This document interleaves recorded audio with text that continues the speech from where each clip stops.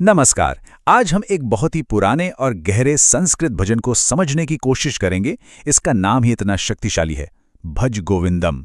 मतलब वो जो मोह को, हमारे सारे भ्रम को जड़ से खत्म कर दे। चलिए इस चर्चा की शुरुआत एक ऐसे सवाल से करते हैं जो शायद हम सब ने कभी ना कभी खुद से पूछा है। हम क्यों दुनिया भर की सफलता के पीछे भागते रहते हैं, और जब सब कुछ मिल भी जाता है तो भी अंदर से खालीपन सा क्यों महसूस होता है? ये भजन बिल्कुल इसी सवाल की जड़ तक जाता है।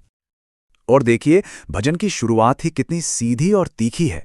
ये कहता है, अरे भ्रम में पड़े मन गोविंद को भजो, क्योंकि जब अंत समय आएगा ना, तो तुम्हारा सारा किताबी ज्ञान, तुम्हारी सारी डिग्रियां, ग्रामर के वो मुश्किल नियम, कुछ भी काम नहीं आएगा। तुम्हें कोई नहीं बचा पाएगा, सिर्फ गोविंद की भक्ति ही काम आएगी। अब सवाल ये उठता है कि ये भजन बना कैसे? इसकी कहानी भी उतनी ही दिलचस्प है जितनी इसकी बातें। ये किसी शांत कमरे में बैठकर नहीं लिखा गया था, बल्कि ये तो गहरी करुणा के एक पल में पैदा हुआ था। तो इसकी कहानी क्या है? कहते हैं कि 8वीं सदी की बात है। महान दार्शनिक आदि शंकराचार्य वाराणसी की एक गली से गुजर रहे थे, और उन्होंने क्या देखा?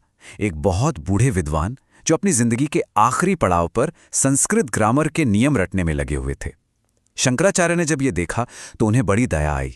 उन्होंने उस विद्वान से कहा कि भाई, अब इस सबका क्या फायदा? ये किताबी ज्ञान छोड़कर अपना मन ईश्वर में लगाओ।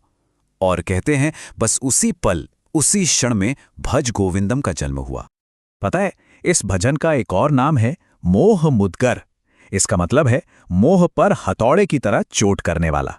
हाँ, इसके शब्द थोड़े कठोर लग सकते हैं, लेकिन ये बिल्कुल एक सर्जन के चाकू की तरह है, जो हमारे ही भले के लिए हमारे अंदर के अज्ञान को काट कर बाहर निकाल फेंकते हैं।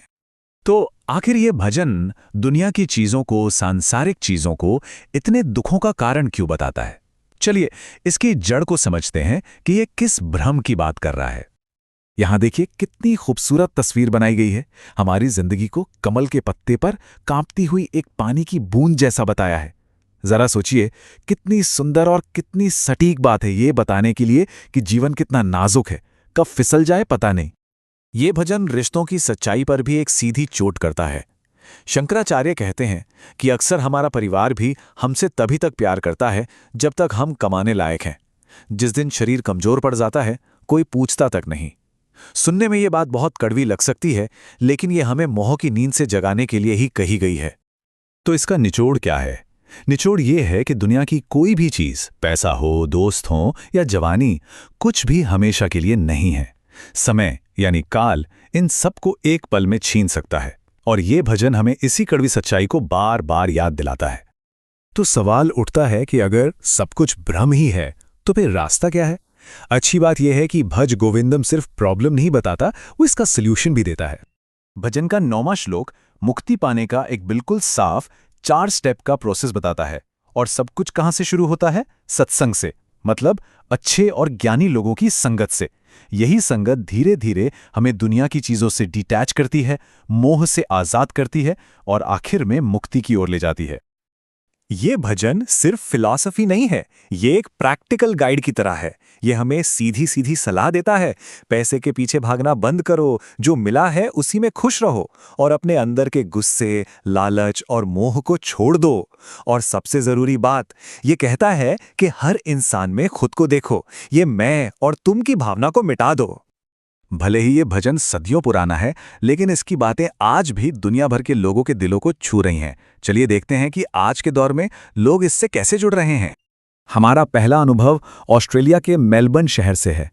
वहां एक व्यक्ति ने बताया कि कैसे इस भजन ने उन्हें उनकी मुश्किलों से लड़ने में मदद की।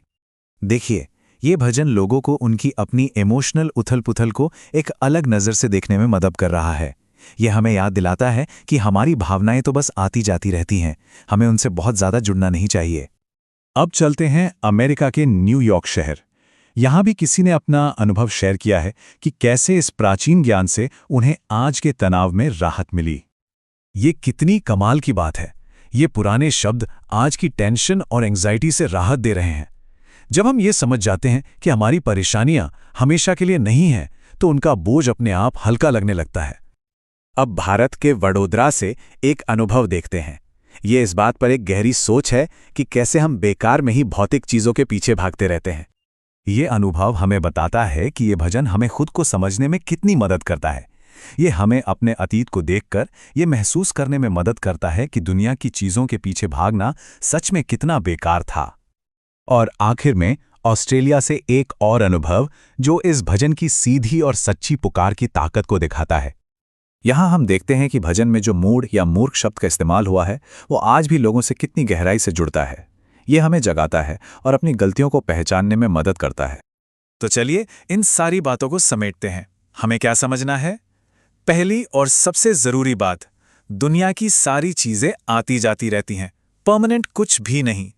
दूसरी बात, असली ज्ञान किताबों में नहीं अपने अंदर झांकने से मिलता है। तीसरी बात, इस भ्रम से बाहर निकलने का रास्ता है भक्ति और अच्छे ज्ञानी लोगों का साथ। और शायद सबसे बड़ी बात यह है कि ये सदियों पुरानी बातें आज भी हमारी आज की परेशानियों के लिए एक जबरदस्त दवा का काम करती हैं। और मैं आपको इसी एक सवाल के साथ छोड़कर जा रहा हूं। जरा सोचिए, हमारी अपनी जिंदगी में वो कौन से भ्रम हैं जिन्हें हमने सच मान लिया है, और अगर हम उन्हें छोड़ दें तो हमारी जिंदगी कैसी होगी? विचार कीजिएगा।